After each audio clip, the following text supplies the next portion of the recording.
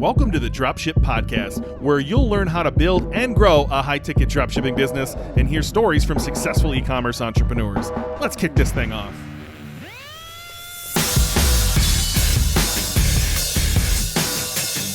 Hey, welcome to the Dropship Podcast, a tactical Tuesday episode. And today, as you saw in the title, we're going to answer the question, do Facebook ads work for high-ticket dropshipping? I think too many people correlate dropshipping and Facebook ads, and hopefully this podcast, breaks it down and shows people a different way.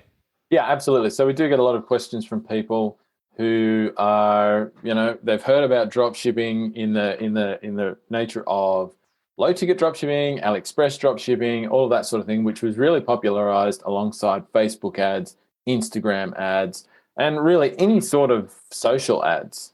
To be honest, there are a few other places where you might do advertising on social media. And look, I think the answer is for high ticket dropshipping outside of a couple of limited scenarios, the answer is no. Facebook ads are not something that we rely on in any great nature to grow a high ticket dropshipping business. Yeah, I think you have to look at this, and I know John loves this line, is like demand capture versus demand generation. So Facebook is not a demand capture platform. So what I mean by that is you go to Google and you search for something, Google serves you those results. They are capturing the demand that you are having, right? If you go to Facebook, you don't type in what's the best pellet grill on Facebook, right? You're just there to see what your friends are doing or grab the latest dopamine hit that your brain needs or see what grandma's having for dinner. Like, you're scrolling your feed and ads are popping in there, which are hopefully relevant to you. Maybe not so much if you're on an iPhone nowadays, but hopefully are relevant to you, and they're interrupting you and they're trying to grab your attention. They're trying to generate demand from you. So it's a completely different type of marketing than you would use for high ticket dropshipping. When you're selling products in high ticket dropshipping, people they're looking for something. They already know what they're looking for. And so Facebook ads is just simply not the place to go capture that demand.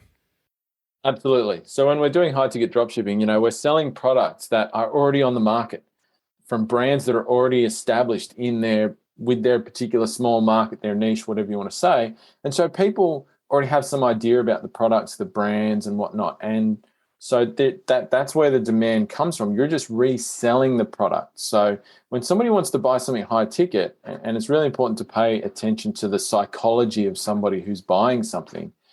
When somebody wants to buy something for $3,000, for $5,000, they don't jump on social media with their wallet out going, oh yeah, I'm just hoping I see an ad here for my $3,000 thing. They go to a search engine almost every single time, and they will search for the product that they want to buy.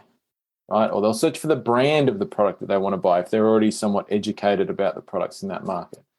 And so where we make most of our money in high ticket dropshipping is by getting in front of those people, whether it's with a Google ad, with an organic search listing, using SEO practices. That's primarily where our traffic is coming from. Now, I will say, though, there are a couple of circumstances where I personally will use Facebook ads or other ads for high-ticket dropshipping stores. The first of those is for retargeting. So for customers who are already familiar with your business, that you want to stay at the front of their mind, you want to encourage them back to your site to complete a purchase and that sort of thing. So we, call that warm traffic. I do find for a number of sites I've been involved with that Facebook ads do work to either further educate those people, answer their objections, and ultimately bring them back to your site to complete a purchase. Yeah, think about this, right? Like, when you're thinking about buying something over $1,000, you've often done a lot of research, right? You're not just like, oh, I heard this grill's great, and I go to Google and type in Memphis, whatever, and then you buy on the spot for $5,000. That's not how it works, right? So, like, we want to capture those people via demand capture, and we'll talk about that on a different episode with Google Ads. But we can use Facebook to stay relevant in their minds, and we can retarget them with all sorts of goodies, right? I'm sure you've been chased around the internet with a picture of the product. That's like the lowest level remarketing that you can do, but there's all sorts of other ones. I actually have this document called Remarketing Essentials, and we made a Patreon about this. If you're not a Patreon member, head to patreon.com/Dropship Podcast and go look for the Remarketing Essentials or whatever we retitled it, where we go through all the different stuff that you can do between, static ads and branded ads and video ads and GIFs or GIFs, or however you like to pronounce it.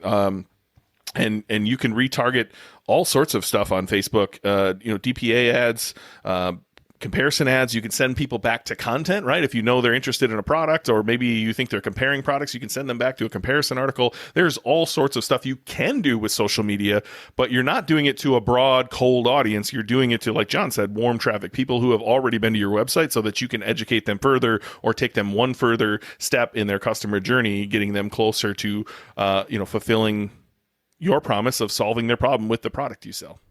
Hey, just want to jump in here real quick and say, if you're loving this show, the number one thing you can do to help us out is simply go to Spotify or iTunes or whatever you're listening on and smash that follow button, that subscribe button, and leave us a review. It really does help us reach more people. And if you've got a friend that you know should be listening to this, send the podcast over to them. We'd love to have them join us as well. And real quick, 2 quick resources I have for you. If you want to join us in our free Facebook group, you can find that at facebook.com/groups/Dropship Tribe, or just search the Dropship Tribe. And we also have a paid version of this podcast where you can get even more of John and I and longer form content. You can find that on Patreon at patreon.com/Dropship Podcast. All right, back to the show. Yeah, absolutely. And one thing I will say about Facebook ads is that I do like about them is that you get a lot of creative freedom with Facebook ads that you don't necessarily get with other kind of pay-per-click type ads. You can have a lot of copy, you can say a lot in your ad, you can have a lot of space for imagery or video and all that sort of thing. So that's one of the cool things about those sort of ads that I really like. So definitely for retargeting, you have a lot of options. You might have a number of different things you can test to communicate with people to bring them back to your website. And they certainly are useful in that space. I think the only other time that I personally have used Facebook ads that I do like for a high-ticket dropshipping site, and this is more of an advanced thing, and it kind of goes a little bit in line with what I'm saying, but you can use it for cold traffic, is if you get to the point where you're producing a lot of content for your business, which we certainly do for purposes like SEO and generating organic traffic, you can start using that content as the start of your funnel and use social ads to send people to content on your site where you're going to put that they're going to go into a retargeting list. You're going to try and capture their email address so you can market them your products via email. And that does work well on social media because you can target interests on social media. So let's say I have a site where I'm selling products that relate to water skiing. Let's say I can target people on Facebook who have demonstrated interest in water skiing, right? And if I put a piece of content in front of them that's interesting, that grabs their interest, you can get a lot of people visiting your site that way. If that page is set up properly to further capture them, and nurture them towards your products, then that can be a good strategy. But I will stress that that's an advanced strategy. I would not be doing that in the beginning with a high-ticket dropshipping business. That's something I'd be doing when I'm already profitable, I'm already making money, and I can carry the cost of that advertising because there isn't an immediate payoff on that. You're not getting conversions like that same day that you're paying for the ads. It's a bit more of a funnel, a longer funnel type thing, but it can work really well. And as an additional advanced traffic generation strategy, if you've got a fairly mature business, that can be a good way to go. Yeah, maybe this doesn't sound so good, but John and I did zero prep for this episode, and I'm actually glad you went there because I was going to go to that same direction. Like once you're further down the road and you've actually built out content, you can use that content to go target cold audiences. If you can find their interest, Facebook's pretty good. Like I'll give you an example. We order from a food delivery company here at my house, right? And when we were researching those, we looked at a couple different ones that we were comparing. Got cookied. And all of a sudden, I can't scroll my Instagram feed without seeing one of those companies. I clicked one because I was like, oh, that's a good offer. I clicked that.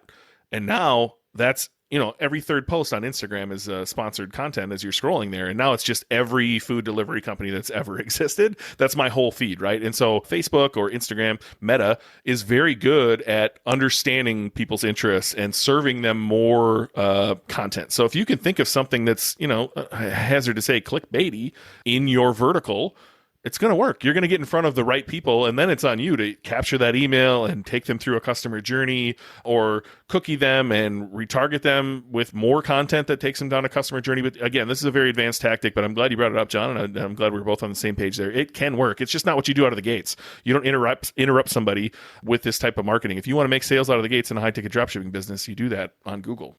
And I've got to say, this is one of the things I love about high-ticket dropshipping, and to get a little bit controversial here with some people, is that I like the fact that we don't have to rely on social ads to make sales. I'm going to be honest.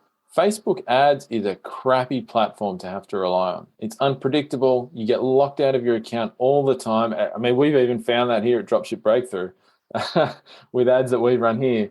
You can lose access to your pages, and the costs can vary wildly day to day. With the traffic sources we use, Google ads, organic traffic, those problems don't really exist ever, right? I've never been personally locked out of my Google ads account.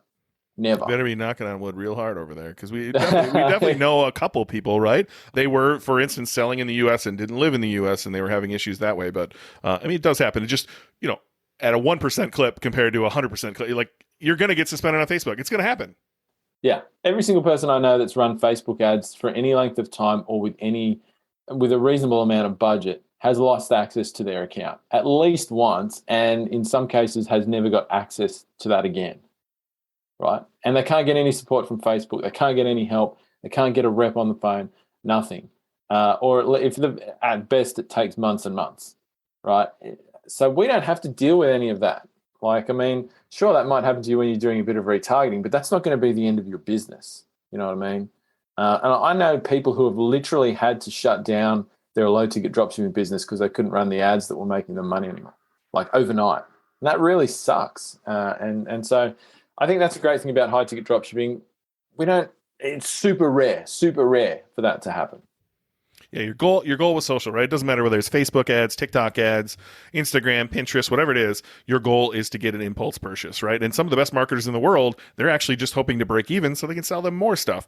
And so you can imagine with a $5,000 pellet grill or $3,000 water skiing equipment or whatever it is, you're not going to get an impulse purchase. You're not going to get somebody excited enough to pull the trigger on that immediately if they weren't already doing research, if they weren't already down the funnel. And so, Facebook ads, I use them. I use them for remarketing. I use them for a little bit of cold traffic generation in more advanced businesses. But the answer is no. They don't work for high-ticket dropshipping in the way that most people are thinking about it as far as demand generation. Boom. Thanks for listening to the Dropship Podcast. You can find all the show notes for this episode at dropshippodcast.com. And if you're ready to take the next step in your dropshipping journey, we invite you to join us inside Dropship Breakthrough, where John and I will walk you through step by step in starting your own high-ticket dropshipping e-commerce business. But that's not all. Dropship Breakthrough will also teach you everything you'll need to know to grow your business and take it to the next level. So head over to dropshipbreakthrough.com and sign up for our free training that will help you take the first steps towards building and growing your own profitable high-ticket dropshipping business.